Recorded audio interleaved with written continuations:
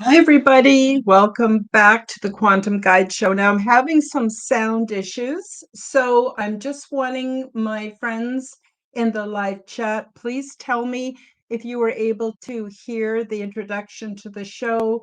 And also, can you hear me now? Can you hear me now? Can you hear me now?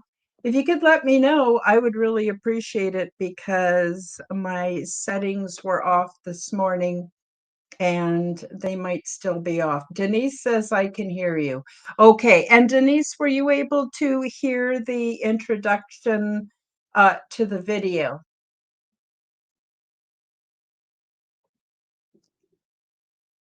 Just waiting to make sure you heard everything. I'm going to say hi, Pat. Nice to see you in the live. And yes, okay, everybody can hear me. All right, so I'm very excited to bring on a returning guest, a very special returning guest today, and that is Ryan Patrick Burns.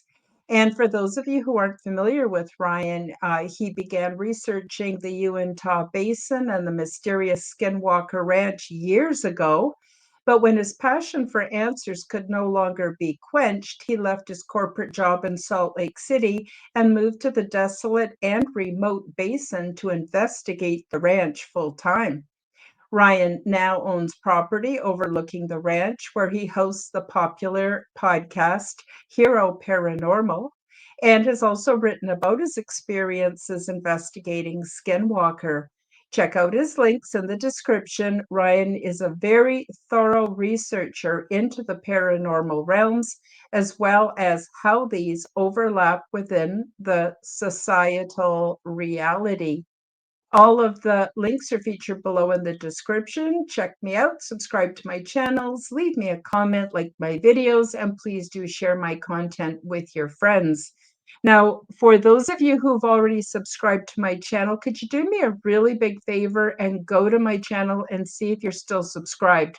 Because I've been getting all kinds of notifications and comments from my listeners who are telling me that they somehow became unsubscribed. And I'd love it if you could just make sure that you are still subscribed to my channel.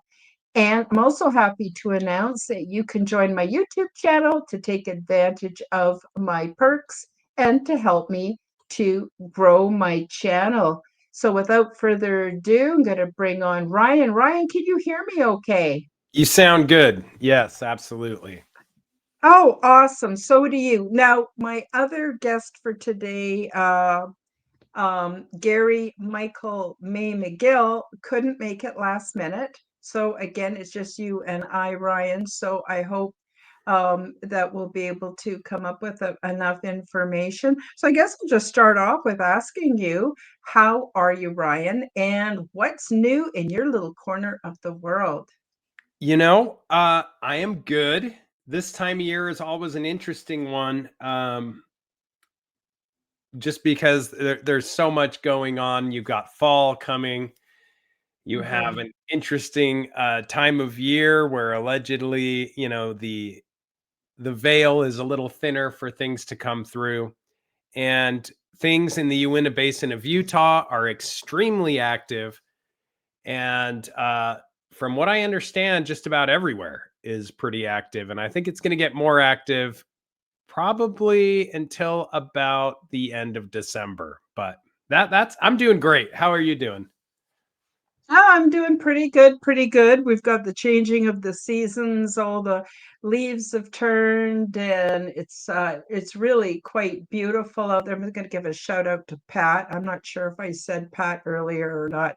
I'm getting old, Ryan. Oh my God, it's a bit scary. But anyway, the trees are all aflame, and the leaves are super dry and piles everywhere. My sunflowers are all finished. Everything is saying, okay, it's time for us to close up till spring. But I really like this time of year too because it's full of enchantment and wonder. And you're right, the veil is quite a bit thinner. And so what I love about when it gets colder is to go into introspection dealing with my own shit, that's more than enough to deal with. I just mind my own business when it comes to other people. They can do them and I'll do me, right? Um, thinking about the year, what went well, what it could have been improved on, what I could do differently next year, all that kind of stuff. So, yeah, it's very, very interesting.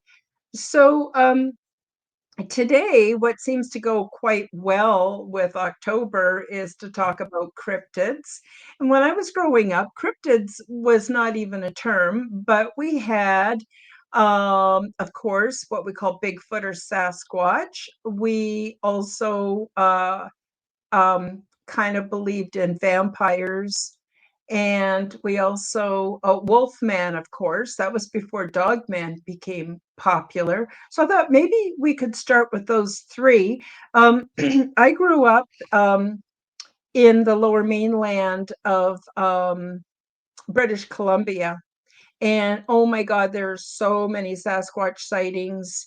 And on Vancouver Island, not just Sasquatch sightings, but women who were out camping. And yes, on Vancouver Island, it's quite common for women to go off camping on their own and do some soul searching or spiritual endeavors or whatever. And they have literally been chased running as fast as they could back to their vehicles because they were being chased by Sasquatch. So apparently, Sasquatch likes to add a little diversity to the gene pool every once in a while, but you can imagine how terrifying that would be. So there's many, many stories. I myself have never seen a Sasquatch eye to eye, but I do remember being in a place called Harrison Hot Springs, which is super well known for Sasquatch sightings. And I went for a walk in the woods, and although I did not see Sasquatch, I was acutely aware that I was being watched and that I wasn't alone. But I don't know what manner of being it might have been. I don't know. Um, Wolfman, we always kind of felt that that was a bit of a disease. You get bitten by a rabid animal and it makes you go all crazy. And then when the moon is full, he comes out as the wolf. And then, of course, vampires have intrigued me forever. And, when I see some of the life expectancies of some of these, what I'm going to call the parasite class, and how some of their relatives lived, and they even do comparisons where they take an image of the person now and an image of somebody 500 years ago, and they're absolutely identical. So I don't know if that is real, but nowadays we find out that these people with just unbelievable wealth, they do indeed take the blood of younger people. Often they hire people who are young and they take their blood. And I don't know if they infuse it, inject it, drink it, what, but it helps them to stay younger longer. So that's quite a lot I've sort of thrown into the mix here. And I know there's all kinds of other cryptids, and I want to get to some of the anomalies that you've seen on your property, Ryan. But I'm wondering if you have any comments about Sasquatch, Wolfman, vampires, the old school kind of cryptids that we've had with us forever. Yeah, it's hard for me, and this is one of those things. It's really hard for me, and this is why I love to dive into research so much. Is it's hard for me to get behind something I haven't seen before, and so I'll go to all lengths to try and see something. And what you mentioned about this parasite class, and that's a great name for the class. And the belief that they drink the blood of youth, and they cannibalize upon the youth and others. That's something I tried to prove to myself, and I did beyond a shadow of a doubt, which it was really scary. And I had a lot of people tell me, don't go do it. And I'll get into that. But the same is true of Bigfoot. I was mesmerized, as many are, with the Gimlin footage, the Gimlin Patterson footage, and a number of other takes people usually get of, it's usually quick and fleeting and blurry. And I just had to know. And so I joined a group, a very well-known group, on their first expedition in Utah. And myself and another researcher were trying to do it with no lights, nothing really except a thermal imager.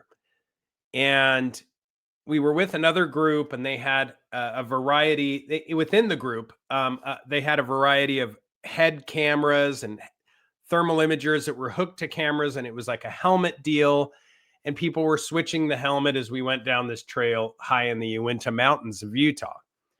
And they made us sign non-disclosure, so I'm going to be as brief and vague, but still get to the point.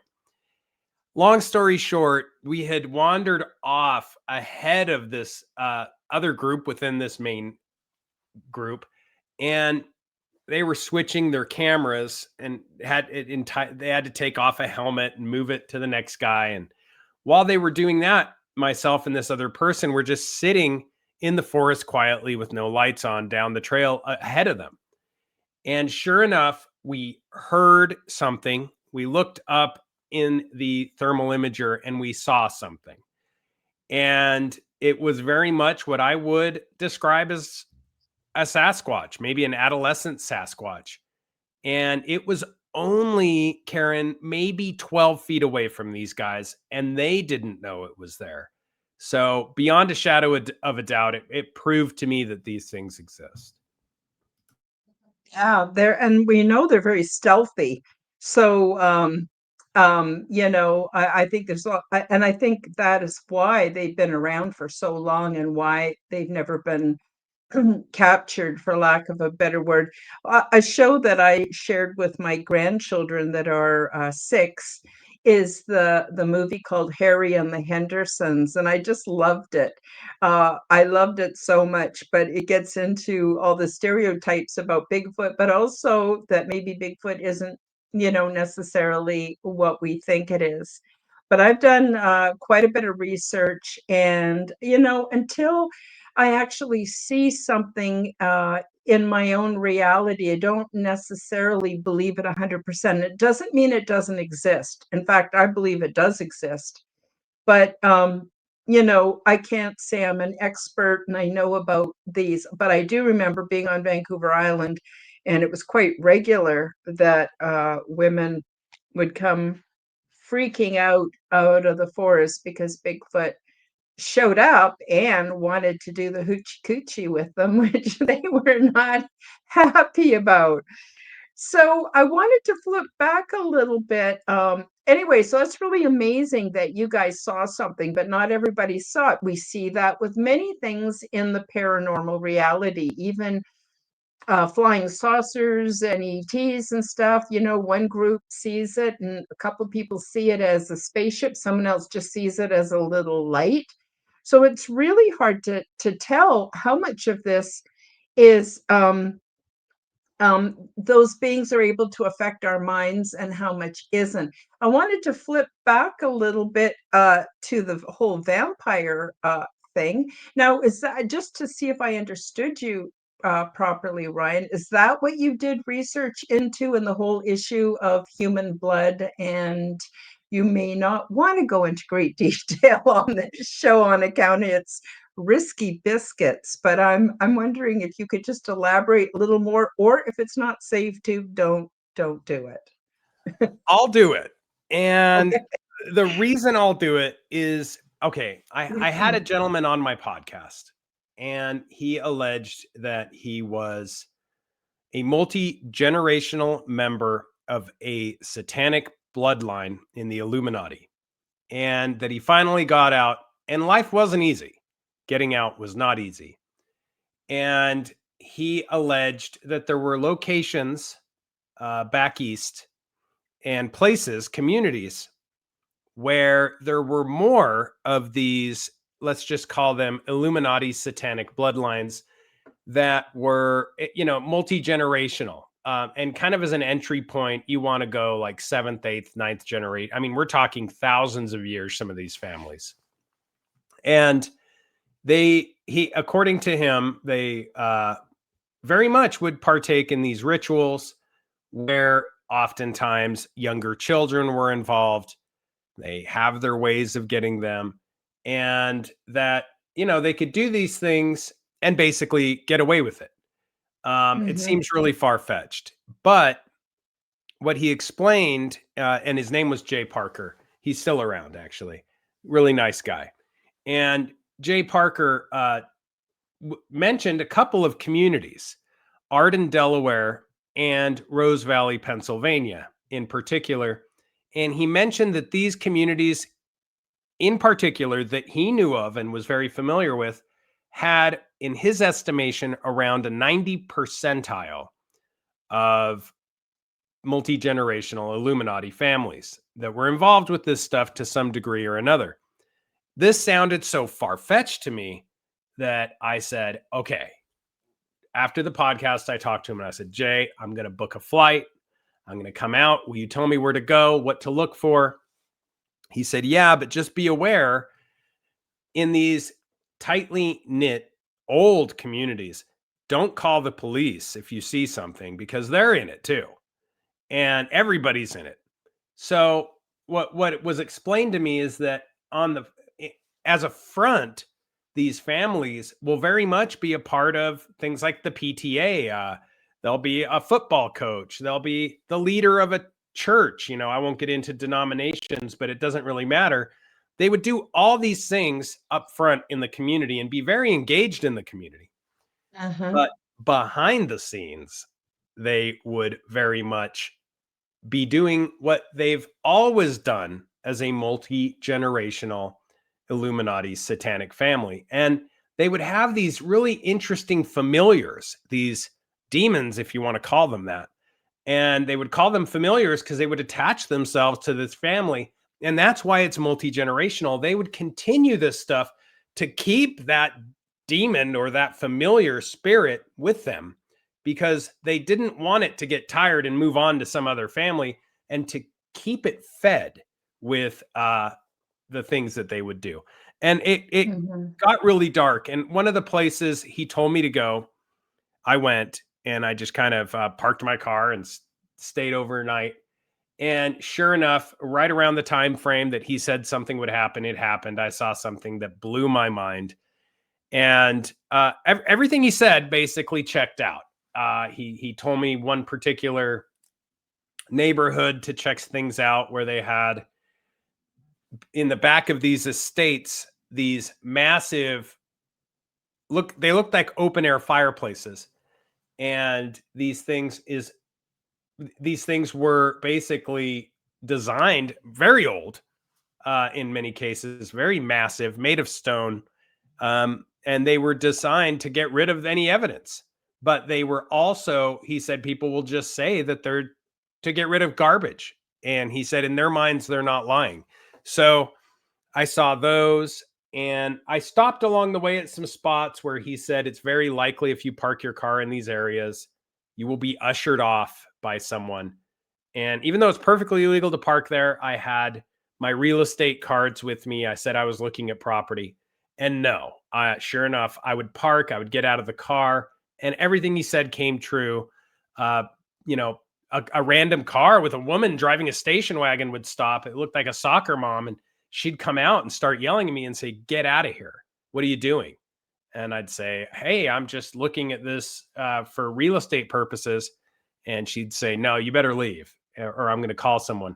And you don't run into this everywhere. And I'm familiar with that. So pretty scary encounter, but beyond a shadow of doubt, in my mind, it again was proven. Mhm. Mhm. Other evidence is a couple things I want to quickly say. One is some super famous people who look like they're 20 and they're in their 90s. I mean, how the heck are they doing that? There's nobody that can do that unless they're using something. I don't know what, sorcery or the blood of children. I've heard of wealthy people, billionaires, where they will actually hire people who they don't kill them. They are given good lives, but they have to donate, a pint of blood every so often for the other person. And then what happens is they have all those fresh antibodies and growth hormones and all those things that make them younger. And but another thing I was going to say that supports what you said, Ryan, is I had a fella on my show who helps people recover from satanic ritual abuse. And he was saying that it starts before they're born, where they have someone who is like, I don't know, a high priestess or whatever, comes into the home and does ceremony on the mother who's about to give birth, that binds the demon to the child throughout its life. So that supports what you just said. And then as they go through life, there's these horribly traumatic experiences that I don't really want to get into too much detail with today. People can do their own research, and that further binds the family together and feeds the demon. And and I'm going to have him back on my show. I can't remember his name off the top of my head, but he was very, very interesting and, uh, very interesting guest. Another thing I want to throw out there too is, how all of the fairy tales used to be really gruesome, and then they watered them all down, and the story of Hansel and Gretel and all these different stories. I have a hunch, this is just a hunch. I have no information from any source to support it, but it's a hunch that maybe those who are of the parasite class or the Illuminati or whatever you want to call them, maybe they are the ones who were perpetrating the crimes against families and children. And even Jack the Ripper, there was some idea that he may have been someone of a very high station. And so I think it's interesting that the powers that be want us to be afraid of ET and afraid of all these other things. Meanwhile, maybe they're the ones that we should be afraid of. What's your thought, Ryan? I think very much these tales, like Hansel and Gretel is a great example. Be careful what cabin in the woods you wander into, because Mhm. there could be, and movies like Hocus Pocus, and this silly allegation that these dark adepts are eating children. And why are they sharing these silly allegations time and time again throughout the ages? And I think there's a reason. It's because there is a potential issue with dark practicing magicians, and even just people who are demonically possessed, and Mhm. this type of behavior. I mean, you look at Jeffrey Dahmer, you look at John Wayne Gacy, you look at, I mean, there's a number of people that, for lack of a better word, there's no way a human being alone would want to engage in that type of activity. There has to be, they've got some evil training wheels, they've got some demonic attachments.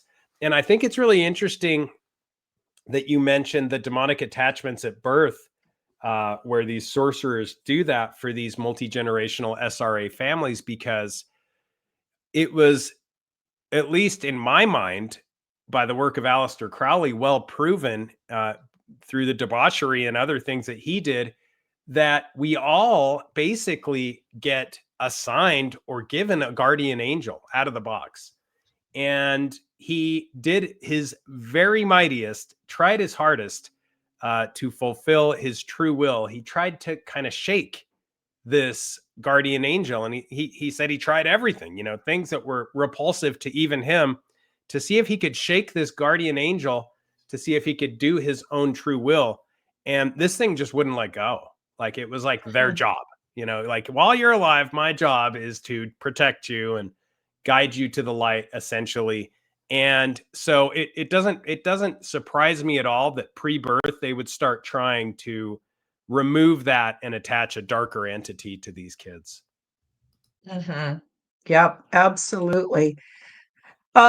So another thing I want to just touch on briefly of the old school, I just want to say quick hi, sorry to Pat, Denise, Kristen, Helena, Daryl. Welcome everybody. Thank you so much for joining us.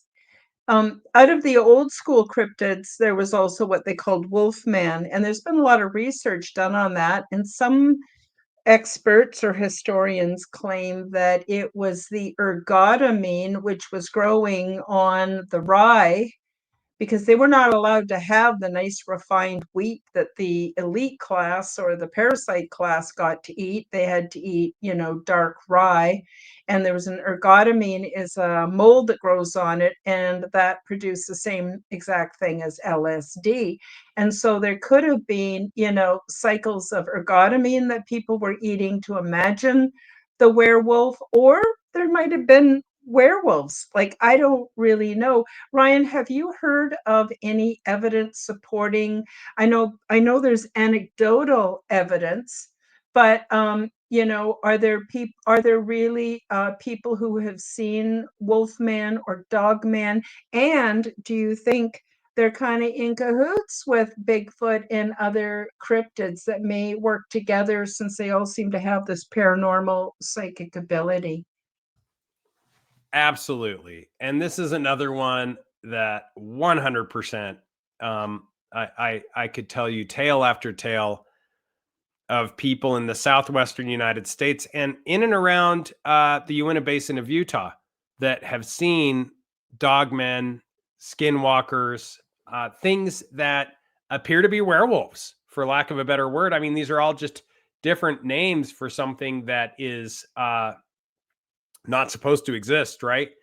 Either, a dog man. I mean, the most blatant is, and fascinating to me, is when they run up on vehicles and peer in at the drivers. That happens, especially on these lonely back roads. And the road that goes right in front of a property we do a ton of research at, called Space Wolf Research, the neighbors have seen these things and have, called us and told us that they've seen these things on the property. They've seen these things behind their vehicles. One very prominent individual in the area, a businessman, actually ran into one, allegedly, according to him, ruined his brand new truck, got out. It was gone, but he saw what he saw before he hit it.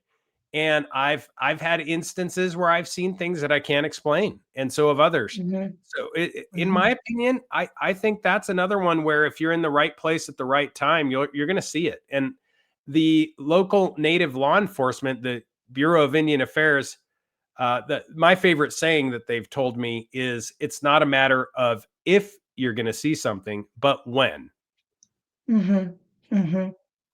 Yeah, I've also heard accounts by people who have worked for park services and things like that, and they can't explain it. And this is where things seem to be tied into the American military as well, where these big trucks will show up and there'll be all kinds of law enforcement or agents. They won't let anyone within an area. You can't go there.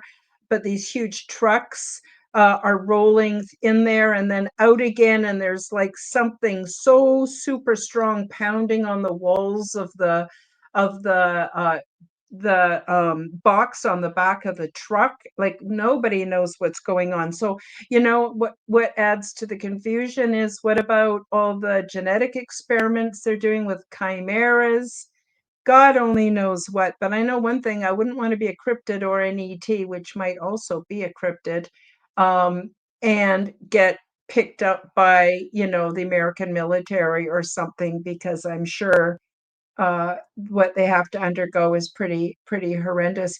Before we move on to some of the more modern cryptids, Ryan, do you have anything else you want to add to the mix here today? Yeah, you mentioned something interesting, which is these chimeras. And after a talk I gave, myself and another gentleman named Alien Dave from the Utah UFO Hunters, he's the founder, we gave a talk in Salt Lake, and we were talking about the Uinta Basin of Utah and some of these strange things.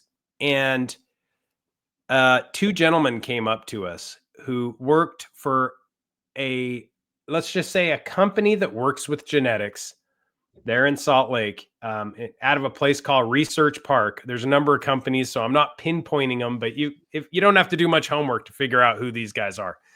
And they said they do a number of tests on animals. And these guys said that there were some dogs that they had in the back of a truck. Reminds me of what you said. It's just eerie. And the place that they were sent to get rid of these dogs, to basically put them down, was up in the Uinta Basin of Utah, because there was nobody around. You could just go out into the high desert, and they had a couple of shotguns. And so they had these dogs, and they said some of them still had like tubes hanging out of them. They didn't look normal. And they basically said that when they went to let these dogs out, a few of them got away. And so yeah, some of these things may be man-made. It's difficult to say for sure, but that was a great. I just had to throw that in there after what you mentioned. Yeah, no, thank you. That was awesome. So moving into more common times, there's been all kinds of creatures washing up on the shore, not too far from Plum Island, where I understand they did chimera and different kinds of experiments like that.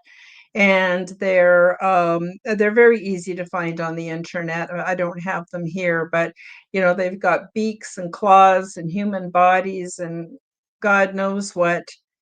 And so there's that. And then another thing that's becoming more popular is people are seeing what I would call a mermaid or a merman. There's all kinds of footage that's very brief that shows humans pulling the merman or mermaid, I don't know, fishtail human body out of the water and put them on a stretcher, taking them somewhere. There's been accounts of people who've been at these weird Illuminati parasite class dinners where they've actually been served, um, not just humans, but they've been served mermaids and mermen. And then we also hear, and this is where again it overlaps with the whole ET thing, of very high officials in the last few weeks have come out and said, "Are you kidding? We know for a fact that there are vehicles the size of a football stadium that are traveling, I think he said 300, the equivalent of about 300 miles an hour under water." So there's these vast communities of what we would call cryptids, I'm guessing. And nobody really knows what's going on, but there's folklore of mermaids and mermen over the last 1,000 years. Ryan, do you know anything about that type of cryptid? Not a lot. I wouldn't call myself an expert on it. I just know many of the stories and examples that people have told me. And it makes sense that if there's things above ground, that there would be things below ground and in the water and below the water's surface. And if you remember, and this is a story that I followed. I got a bunch of information from people that had boots on the ground in Florida, and I kind of debunked the story, but then more information came out, and I think I unfairly debunked it. And that was all of that big hoopla at the mall in Miami, I believe it was. And they had all these police show up, and people claimed they saw demons or some kinds of entities. And it's very interesting because this mall area is right there near the ocean, like right by it, actually, right across the street. And they didn't really tell you this. And there has been a long history in Florida of, well, cults that call upon entities or demons from the waters to come to them. And this is interesting because this is right around the same location where this happened. And, It was whatever happened was a big deal. And at first I debunked it pretty quickly. Some people came out and probably faked some stuff, and it debunked it. But as usual, as time went on, even some whistleblowers from within the government came out and said, no, there was some more to this event. And it makes me wonder. There anyway. But yeah, I think that you can call upon these things out of the waters, out of the oceans. We all know about the Leviathan in the days of the apocalypse coming out of the Bible. That thing comes out of the ocean, or the waters. And so it's interesting. And depending on the culture you're from, in Utah, um, the uh, the prevalent culture used to be, when I grew up there as a kid, everybody was LDS or Mormon or Latter Day Saints. And when these missionaries would go to other countries, they were told not to bathe in any of the waters, um, because the devil had control of the waters and demons could attach themselves to them. Again, not necessarily my belief system, but I think, wherever there's smoke, there's fire, and every belief system has its merits. And it's interesting. It's a very interesting deal with water and what it might hold.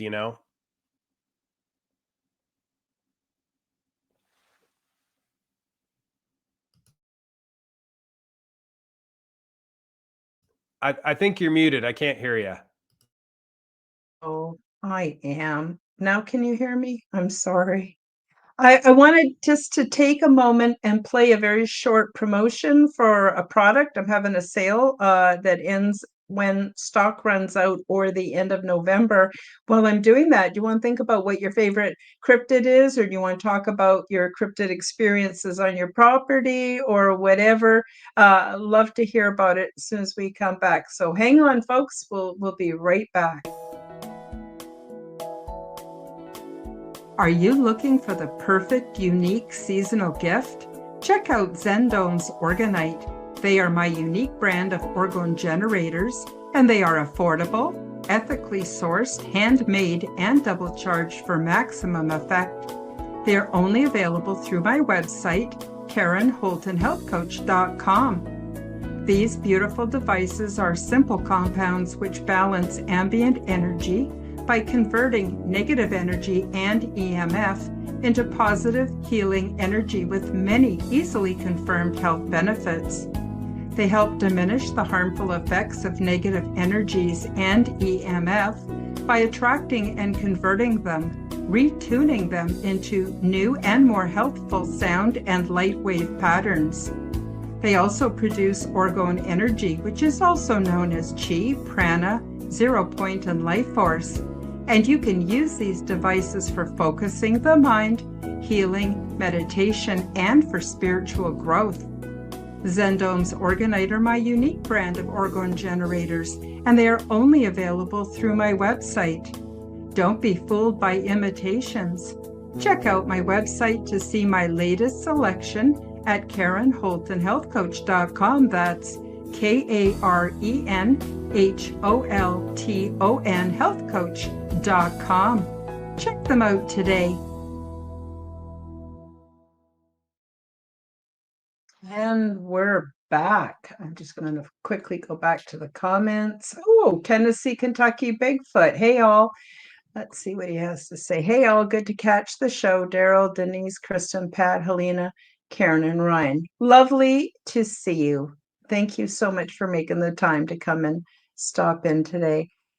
So we're talking about cryptids. I did a little play on words. Unencrypted cryptids. Unencrypted means it's not gone through any process. It's just raw and the way it is. And I thought that would be a good word to attach to cryptids. That we can turn them into anything we want, but actually I'm just trying to get to sort of a little bit of background on what are they, where do they come from? And Ryan, I know you've had some interesting experiences. Back in the chat earlier on, I didn't put it on the screen yet, was you were talking about your experience with a group of people, and you more or less ran into into Bigfoot. And someone in here, uh, trying to find the chat here. Um, okay, well, I'll just have to say it. Um, Someone in here asked if you were able to get any pictures because you had mentioned that you had a helmet with cameras and things like that. But I also wondered if you want to talk a bit about what's your favorite cryptid or personal experience or wherever you want to take it would be awesome, Ryan. Great question. And, because I and other people had to sign non-disclosure agreements, which this organization does often, and they have a ton of information and data, uh, lots of information. It's great that Tennessee, Kentucky Bigfoot is in here. That's great. And, I would say that some of my favorite cryptids are the ones that bleed over into other things. And Bigfoot is one of those because you hear stories all the time about things like Bigfoot and UAP or UFO interactions. Or on the actual expedition we were on, there was a father and son that saw blue orbs near this same location, and they were dismissed at the time, but I didn't dismiss it. I thought there's something here. And Bigfoot is even involved in strange stories like the Montauk Project, and there's a lot of bleed over on some of these things because if they are in fact crypto terrestrials or cryptids, they're going to be something that shouldn't exist, and we shouldn't know why they exist or how they exist, and they're able to sort of materialize, dematerialize, in different scenarios, let's say. And what I mean by that is you hear a really great story I heard was of a Bigfoot screaming in the Uinta Mountains. This is from somebody I trust very much. Bigfoot yell in the Uinta Mountains, and I actually just had a very, very prominent researcher send me some audio from California that sounds amazing. But yeah, you can hear this Bigfoot, and these people that saw it said that they saw craft going in that direction, UFOs, for lack of a better word, going in that direction, and almost as if to engage with the Bigfoot. And it was dark, and one of the people lit a lighter, and when they lit this lighter, these objects saw the lighter and changed their course. But yeah, you run into this often, these creatures that can show up at different times, and you hear about it all the time. They show up at the same places, the same scenarios, the same types of conditions. And Bigfoot is one of my favorites because he just kind of doesn't seem to care, and he'll show up anywhere, it seems like. Yeah, yeah, he does. Now I have another theory, and it's not even a good theory, but I'm going to throw it out there anyway since we're covering all kinds of wacky and wonderful things today. And that is, I recently saw a documentary that talked about um, the parasite class. Now, these are made up of all different families. We know about Rockefellers, Rothschilds, and there's more. There's many, many, many more families. And what they have all done in common is they have incestuous relationships so they can keep the wealth and the prosperity and everything within their small little group. But then the researcher from the show said, what's interesting is these they have a terrifically high number of their offspring who are extremely physically mutated or mentally deficient. And what they do is they will put them in an estate someplace with a basic staff who looks after them, but their names are actually erased from the history. So you can't even find out who they were born to, how long they lived, what their life was like. You can find out nothing about them. So I'm not saying that cryptids are these deformed children from um, all of the incestuous relationships as they try to keep themselves separate from the common people. But it does make you wonder where, and the other thing is, this was not a rare occurrence. This happens a lot in families.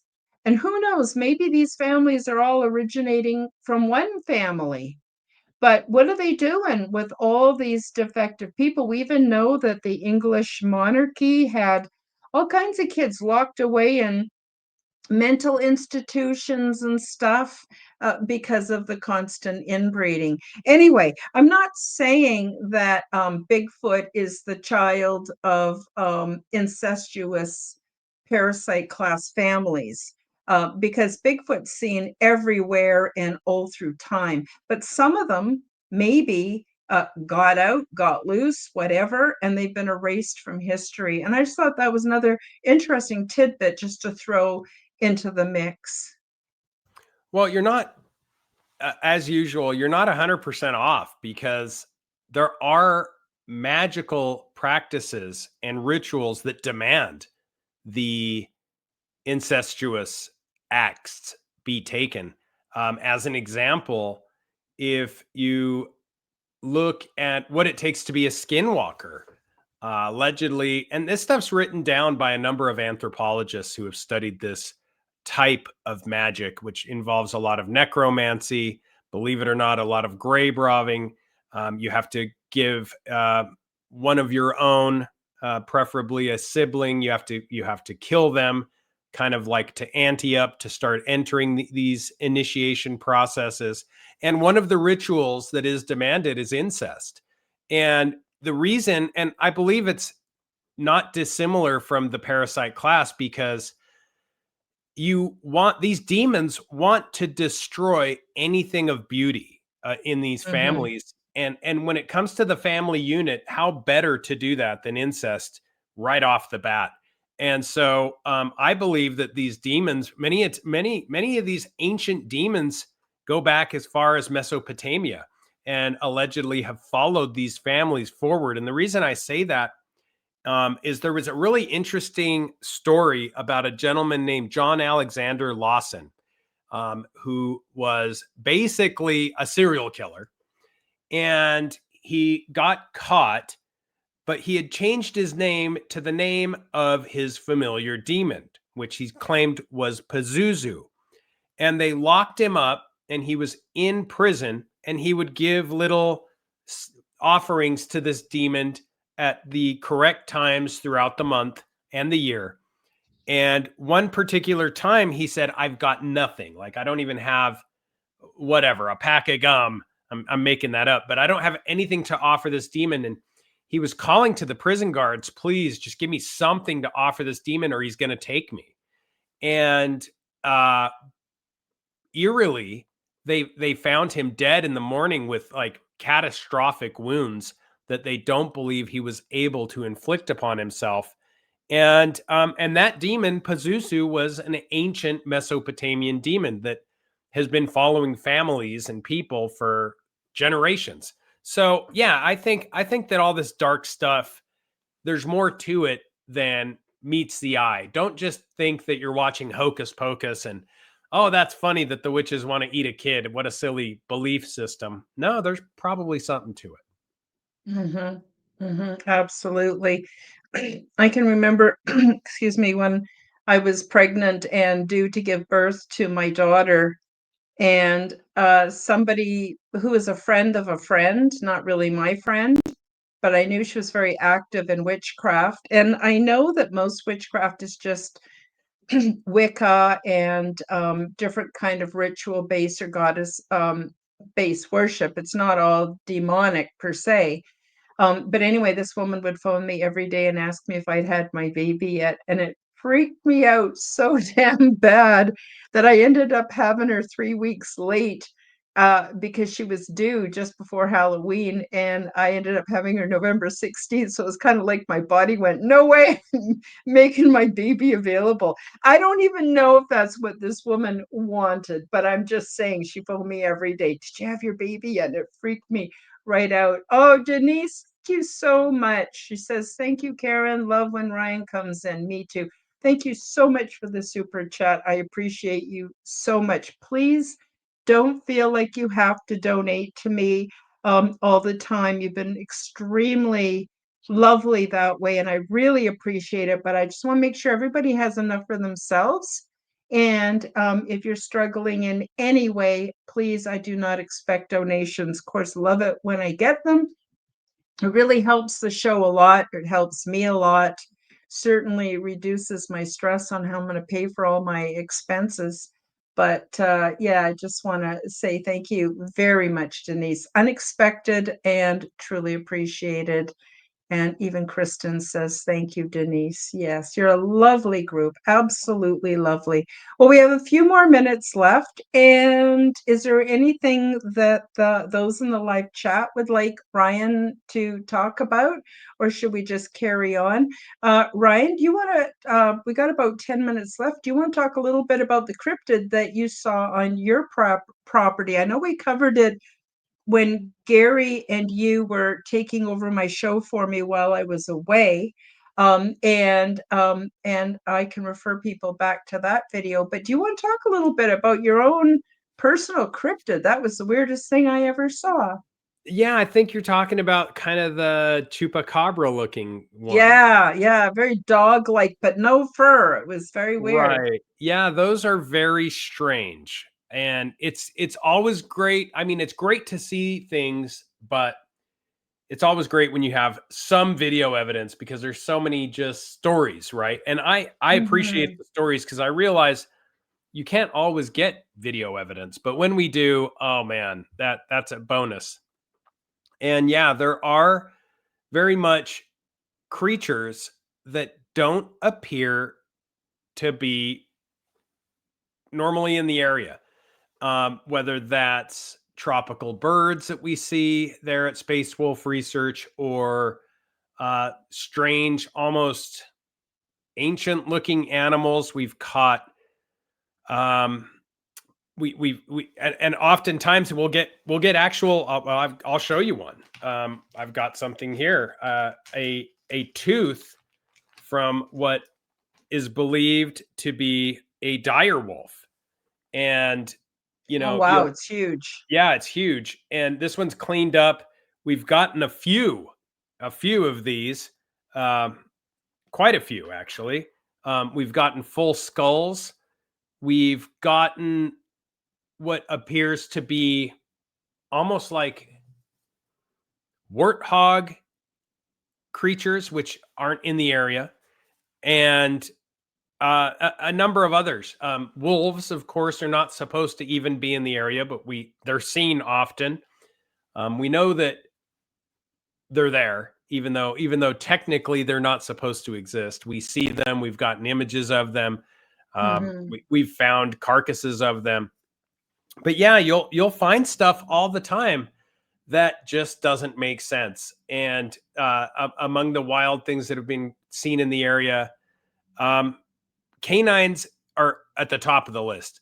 Various canines, whether they are more along the lines of a wolf or a dire wolf, or it just seems as if a lot of the dark practitioners of the type of magic that is assumed to be taking place in that area prefer to take the shape, if they are shapeshifters, prefer to take the shape of something canine because Mhm. traditionally foxes, jackals, wolves, they have this intimacy with tricksterism, and they Mhm. seem to be able to kind of like Bigfoot, kind of be right there and you don't see them. The Mhm. fox is known to be able to slyly move around just in the shadows and you don't see them. And interestingly, with a lot of these demons, even these older Mesopotamian demons, when you look at how they were described, I mean, we get things like this, you know, Yes.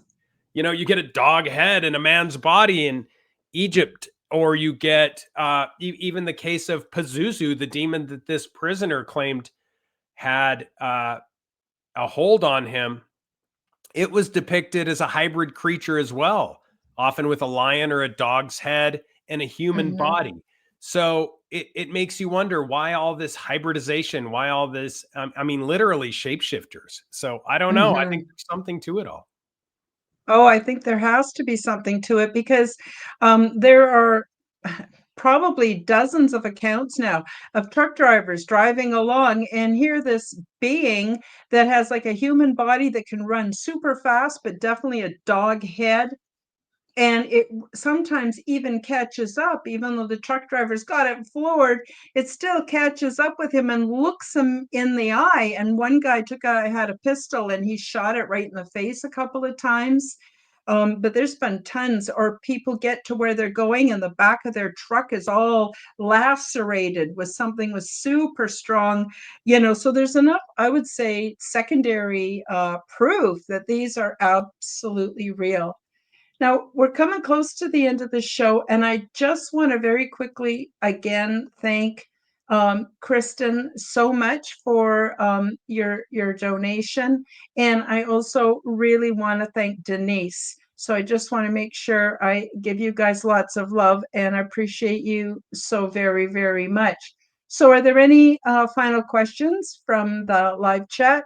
And while we're waiting, how about Ryan?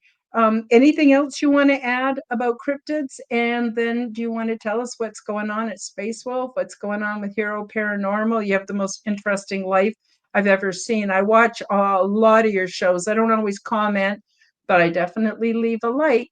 And yeah, I really appreciate your content so very much.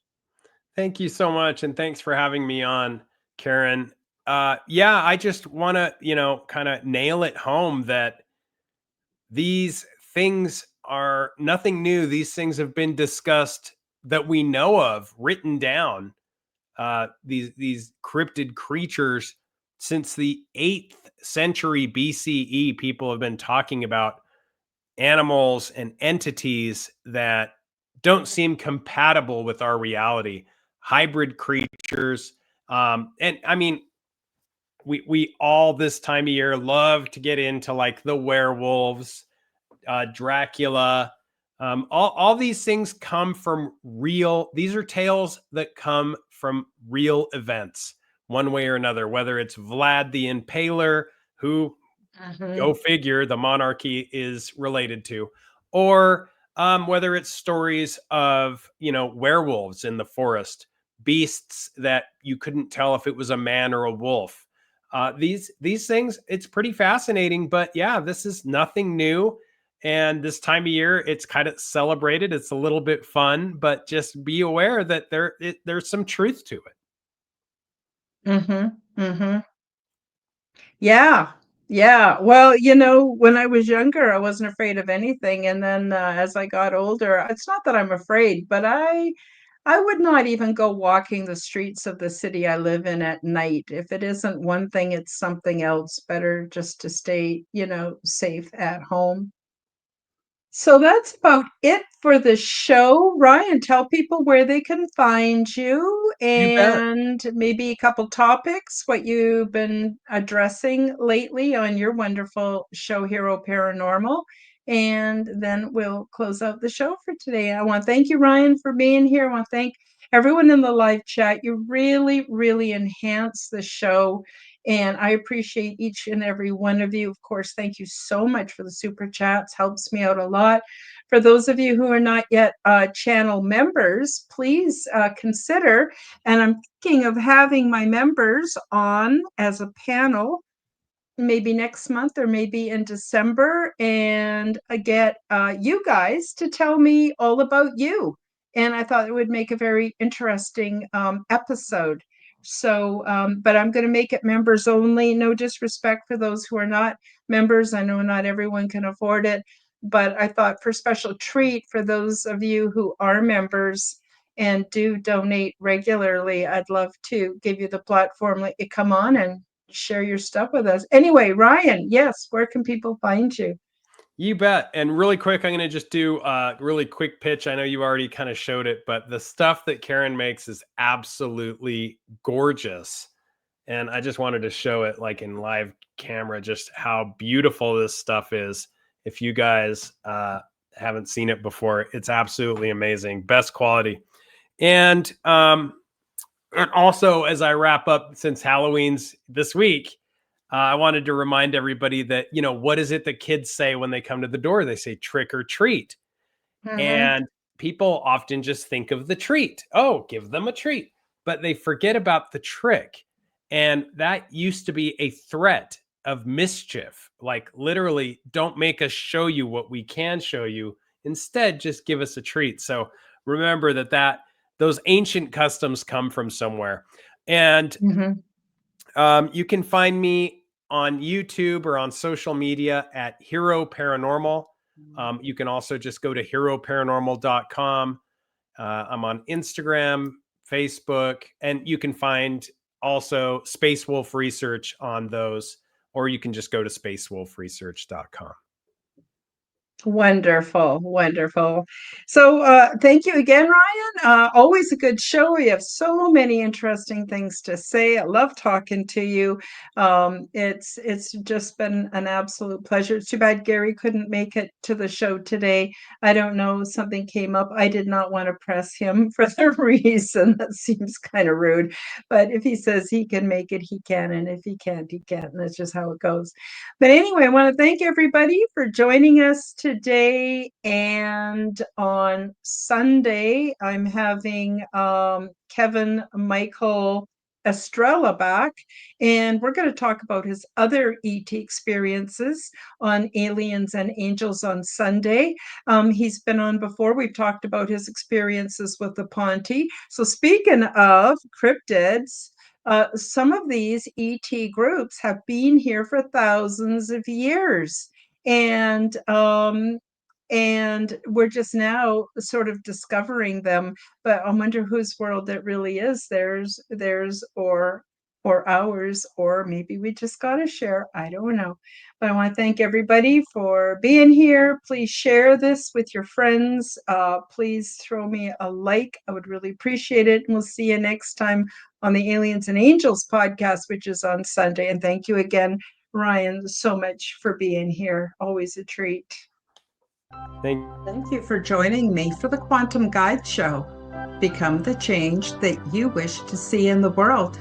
Subscribe to my YouTube and other channels at Karen Holton TV. Click the like button, leave me a comment, and share this podcast with your friends. Read about my true life ET contact in my book called Transdimensional: Meet the New Neighbors, which is now available in Amazon bookstores worldwide. Check out my website at www.KarenHoltonHealthCoach.com to see my free resources and amazing products and services. All the links will be in the description below. As part of the Forbidden Knowledge Network, you will find the Quantum Guide Show with Karen Holton and also the Aliens and Angels podcast on all audio platforms. Until next time, keep up the good work.